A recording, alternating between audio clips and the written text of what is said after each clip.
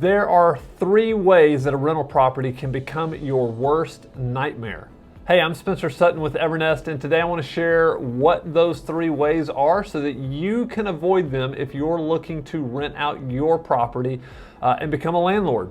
So maybe you are moving to a different state, maybe you've just decided that, hey, we're going to sell, or we don't want to sell, we just want to rent. For whatever reason, it doesn't even matter, but I just want to give you some tips because there are definitely horror stories out there, nightmares, like rental property owners that believe they are in the middle of a nightmare for at least potentially 3 different reasons why this happens. And so I want to share those with you and then maybe give you some tips to help you avoid the same thing. So number 1, how does a rental property become a nightmare or your worst nightmare? Number 1 is really prolonged vacancy. So what does that mean? Well, a vacancy is just when your house is sitting there without any income producing resident living in there. And that's not good. That's not why you want to put your property up for rent. You want to find somebody quickly and you want to find the best person for your property. So how does this happen? Well, there's a few reasons why. Number 1 might be that your property is overpriced. So if you overprice your property, then you can expect it to sit there, people not to apply for it, not to want to rent it. And when this happens and it goes 1 week to 2 weeks, to a month, to 2 months, to 3 months, that is precious time that you're losing where your house is just sitting there not producing an income. Those are months that you're having to pay the mortgage where somebody's not paying the mortgage for you.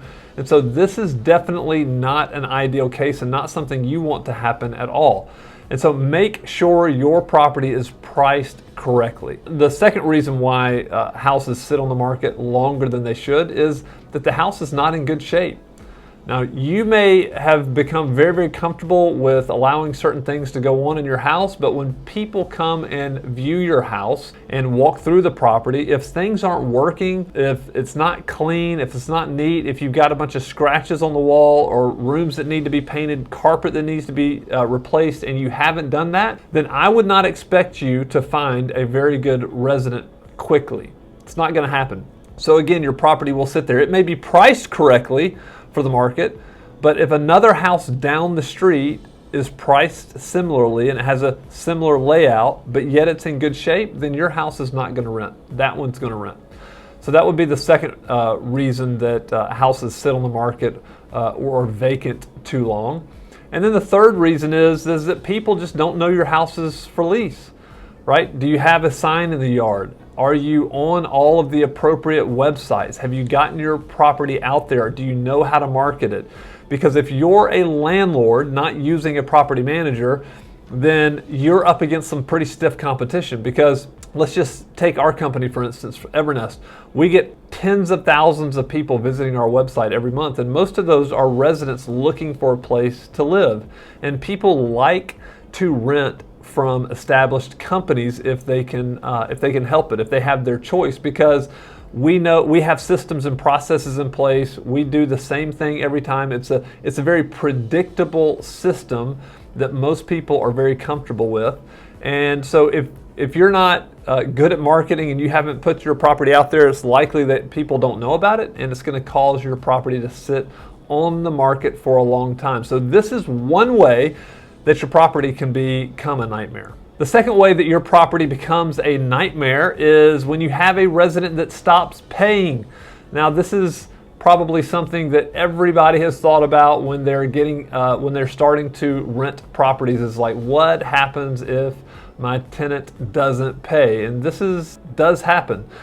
So why does this happen? Well, there's a few reasons. Number 1 is that you as a landlord haven't done a thorough background check. Right, so you haven't looked and done the proper screening. So you don't look at their credit history, which gives you an idea of how well they pay back their obligations. You aren't calling their previous landlords and checking in on them. Maybe you're not verifying their income with their job or their boss or something. So a lot of it is just like poor, what we call underwriting. So if you're just going off of your gut, then that's not going to be enough. It's not going to be helpful, and you could end up in a nightmare.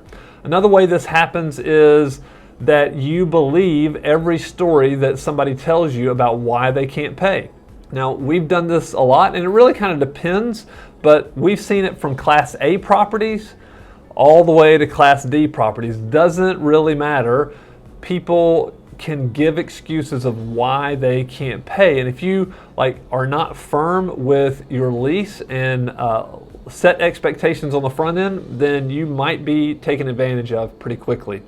So you have to watch out for that. And then the third reason is really life circumstances happen, and these are things you can't really foresee. Somebody loses a job, somebody gets sick, like a prolonged sickness, maybe they're in the hospital, maybe there's some other personal crisis going on in their life. So you want to make sure that you do the absolute best job you can of qualifying this person or these people up front before they move into your property and set the right expectations. This is one way you can avoid a non-paying resident. And the third way that a property becomes your worst nightmare is if a resident trashes your house. This is also a nightmare. We sent out a survey several years back and we said, what is your biggest fear when it comes to renting out your house? We sent it to all of our owners. We have thousands of owners. The number one and the number two things that they were most worried about was non-paying resident and somebody who trashes their house. Now, this can happen for a lot of reasons, but I will tell you before I go into those reasons, you need to understand the difference between normal wear and tear and a tenant trashing your property. It should be pretty obvious, but listen, if you have somebody who lives in that property for 4 or 5 years, you can expect you're going to need to paint. You can expect that you're going to need to, at the bare minimum, clean carpets, if not replace carpets, just because normal wear and tear of somebody living in your house does take a toll on it. But you can tell if somebody trashes your house. Now, I've seen this a lot in my almost 20 years of being in the real estate industry. It's amazing what people can do to houses. And so the first thing is you need to make sure you do your due diligence again before you place the tenant. You need to make sure, get references from their previous landlords, where they've lived before. You want to make sure that they've rented from a reputable company that you can verify that with, and not just call some random person who could be a relative. So that's one thing that you can do. Another one is just to set expectations. Set expectations that you are going to inspect the property every so often, that the lease is the lease, and if there's any breach of contract, then you have the right to evict if it comes to that, because what you don't want to do is allow somebody just to live in there for many, many, many months and you ignore the issues that are going on. You need to be able to see things, and you need to be able to act on them if something goes wrong. And so these are really, really important things. And then I would also say treat the resident well. Right? So treat them fairly. To me, this is one of the kind of overlooked things because you do have to treat your property as a business. So that's, I 100% believe that, but you must treat them fairly, treat them well. Typically, if you're treating people well, they'll treat your property well. But you need to understand, a resident is not going to see your property the same way you see it. They're not going to care for it the same way you care for it. But you can mitigate the risk of having somebody tear up the property. So to recap, the 3 ways that your rental property can become a nightmare is vacancy, prolonged vacancy, a resident who doesn't pay, and a resident who tears your place up. These are things you do not want. What you probably need, if you're thinking about becoming a landlord, I would encourage you to hire a professional property manager. And I'm just thinking especially of Evernest. This is what we do every single day. We price properties correctly. We make sure properties are in good shape. We market better than anybody else can market your property. And then we are expert at screening residents. Like this, we have an in-house team that this is all they do. All they do is screen residents. And so you need to find somebody who you can trust to do a great job for you so that you don't have to worry about a nightmare. You don't need to do that. If you have a job, you're working, you have other things. If you have a family, you have other things that you need to spend your time thinking about, and rental property is probably not one of them. So if you need somebody, we look forward to speaking with you. You can reach out to support@evernest.co or sales@evernest.co, and we will be sure to get back in touch with you.